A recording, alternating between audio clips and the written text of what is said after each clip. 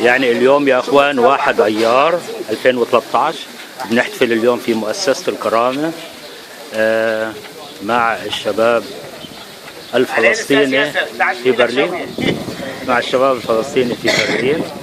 وهي هون انتم شايفين الجريل. اوكي الهواء قوي هون عندنا نتفه.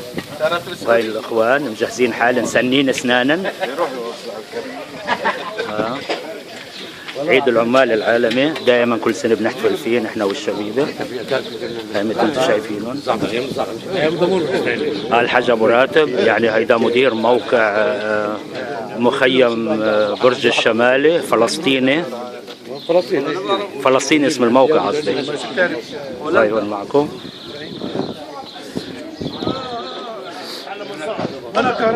ابو عيد والحاج قايد والاخ وسيم. في لقاء ثلاثي هون على الساحه.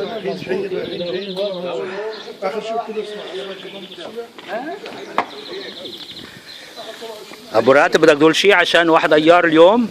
لا انا بدي اقول انه ان شاء الله شعبنا في احلى حياته، بس هنا المشكله تاعتنا في برلين انه يوم النكبه 3 أو 4 حفلات. على اي اساس؟ عم بيزيدوا القسمه والتقسيم بشعبنا وبيقولوا احنا بدنا نعمل كذا وكذا، بس عم بيزيدوها. بس شو رايك ليش هيك بتصير يعني هالانقسام؟ لانه قله ايمان بالثوره. خير يا قله ايمان، لا قله ايمان بالثوره. نكبة الخاصة بالكسائر. معنا الأخ أبو جابي. الأخ أبو جابي حكي الحج أبو راتب إنه في 3-4 حفلات لذكرى النكبة. شو السبب في برلين؟ هل هي الوطنية القوية ولا إنه انقسام فعلا؟ لا والله انقسام. نعم انقسام كبيرة. كل واحد بقول لك أنا ما هات اللي يشتغل صح. نعم ابراز النفس على الساحة يعني. وإن شاء الله يكون في تنظيم أكثر. هذا اللي بنوصل. اوكي الاخ عصام بقول ابراز النفس على الساحه. شو اخ عصام؟ احكي لنا ليش، شو السبب؟ ما بقول لك الموضوع. لا حكى الحاج ابو راتب فيش سبب؟ الكل. ايه الاخ دياب بده يوضح لنا شو السبب. الاخ ابو راتب حكي يعني. معنا الاخ عصام، الاخ ناصر، الاخ ناصر شحاده معنا. تفضل. بطل يحكي السياسه. بدنا نحط لكم اياه على الانترنت عشان الوضع. ايه اوكي. هيدي المهمه الشبيبه كلها هون ب1 ايار مجتمعين. الاخ عماد. اخ عماد. نعم. سمعنا انه في 3-4 حفلات للنكبه، شو السبب ببرلين؟ يعني احنا كفلسطين انا ارفض رفض قاطع يعني يكون 5 احتفالات.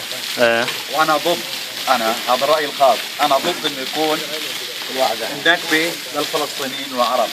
لازم احنا نخرجي شعارنا النكبه للالمان. طيب ما بهمني الفلسطينيين بيعرفوا قضيه يعني باللغه الالمانيه نحكي. باللغه الالمانيه ومع الالمان مثل ما اليهود عم يشتغلوا على قضيه 15/5 حالفوا مع الاحزاب الالمانيه. ما بتحالفوا مع اليهود، لانه احنا قضيه كقضيه فلسطينيه نحن بنعرف قضيتنا، بنعرف انه تهجرنا بال 47 وال 48. بدنا نفرجي قضيتنا احنا الخاصه باوروبا للالمان للاوروبيين. اوكي اشكرك حضره النقيب. شكرا. اشكرك على المقابله. موقع ياسر حماده من برلين بيشكرك. طيب خليه يكفي شوي. طيب ليش هذيك المره ظل عند جعفر لحاله ورقت معنا فلسطين؟ لا يا زلمه. اوكي يعطيكم العافيه شباب. انتوا هون على الجريل. شو ما بعدنا لا مين هو؟ هاي الطاولة يعني اوكي بعدنا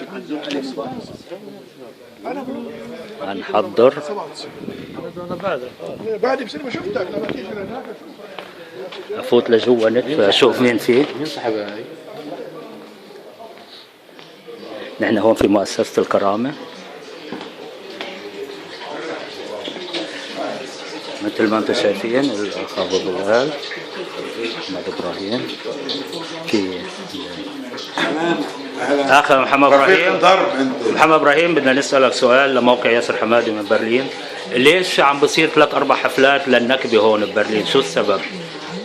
يعني هو انقسام ولا هي ثوريه زياده؟ لا ما لها علاقه بالثوريه، هاي الناس بتشتغل ضد الثوره. يعني من الاخر يعني عم نجيبها انه الناس عم تشتغل ضد الثوره، ضد كل اشي اسمه فلسطين واشي اسمه عصر. بس معقولة كل هول اللي عاملين الحفلات هيك بيشتغلوا ضد الثورة؟ كل واحد بيشتغل خارج منظمة التحرير هيك يكون. أشكرك، برافو.